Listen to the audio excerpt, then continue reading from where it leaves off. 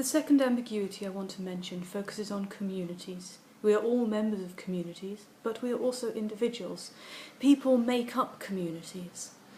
When I think about equality, then I think about it first as being a person equal before the law.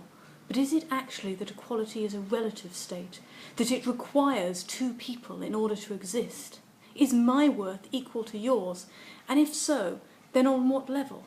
The fundamental level of humanity, or some particular skill or attribute?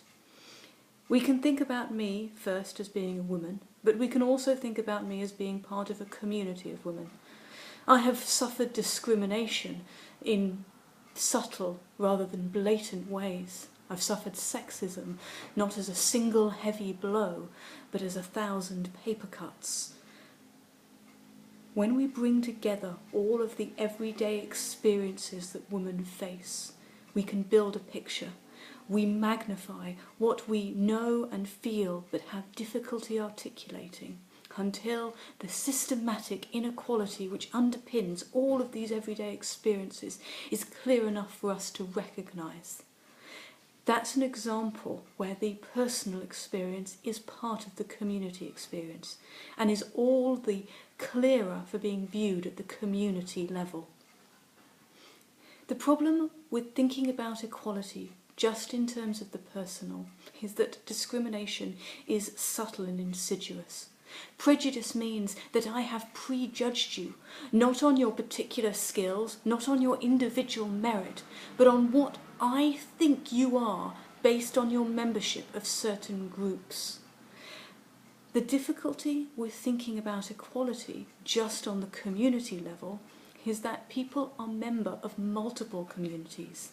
Everyone belongs to different communities, and these different communities all have different values, different viewpoints, different perspectives.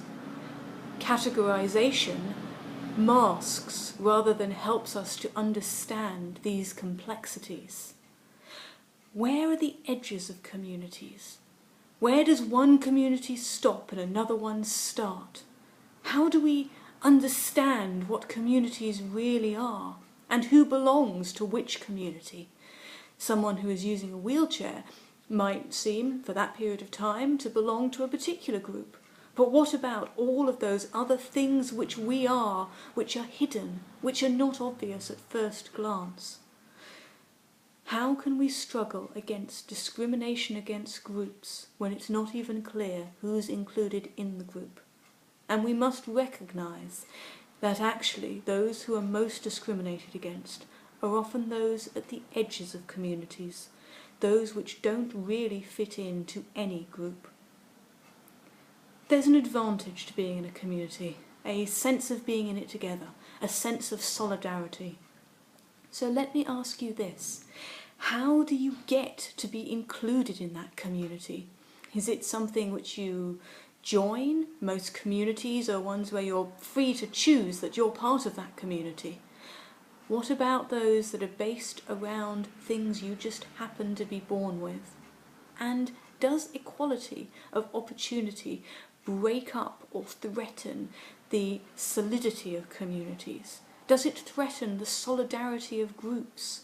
When people move about, change group depending on their individual merits rather than where they were born, does that mean that those groups are less stable?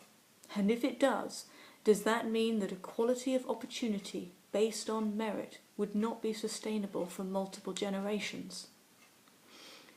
The third of the ambiguities I want to mention focuses on diversity and uniformity.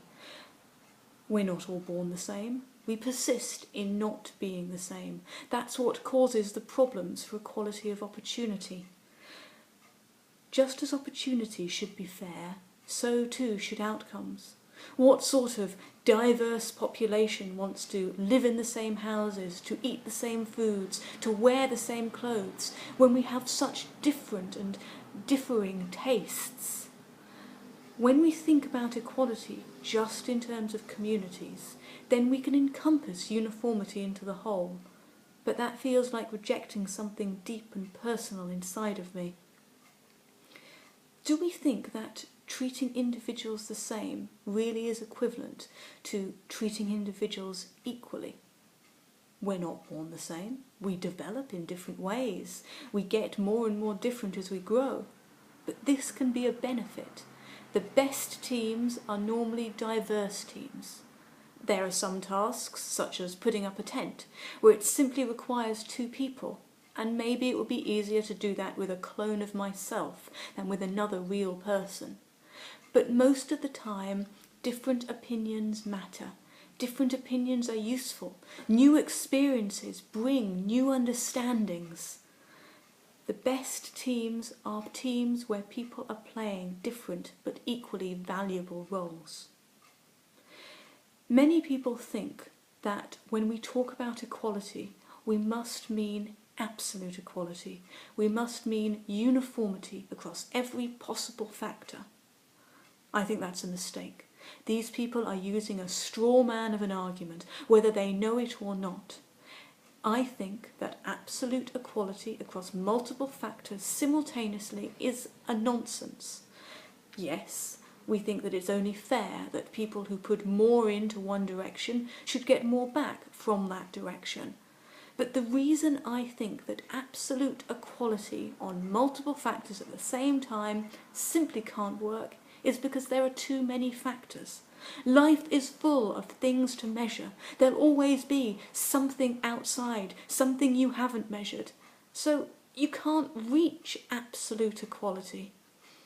Maybe we should stop talking about equality in the plural and in the singular, and start thinking about plural equalities rather than just one equality. There are 2 other thoughts I want to leave with you, not to say much about them, but simply to leave the ideas with you. The first is to do with elitism and expertise. While we all have our own tastes, is there such a thing as good music, good art, good literature? Are there some things which are better because the person creating them simply knows more about them? When we think of things that can be measured, there are some people who are just better at sport, better at maths. So what about music and literature and art? Could we be fooled by egalitarianism to accepting things of poorer quality? Do we want those things which nobody minds, those bland things, or do we want those things which some people actually like? There's a merit in minority tastes. There's a merit in those things which stretch and challenge and test us. The second idea was the idea about loyalty and leadership. Loyalty is built on bonds based on hierarchy and tribes, while part of equality is to say, we will take you on your own merits, regardless of which group you belong to. So if loyalty is about my group, right or wrong, then surely it ignores something really important about equality. And what about leadership? What about power? Who has the power? Who doesn't have the power? Who is in control? Who leads the group? And what relation does this have to ability? Because equal in the sight of God does not mean the equal ability to assume responsibility. When we look across our communities, look at the diverse range of skills that people have, we need to recognise that some of these skills are in leadership.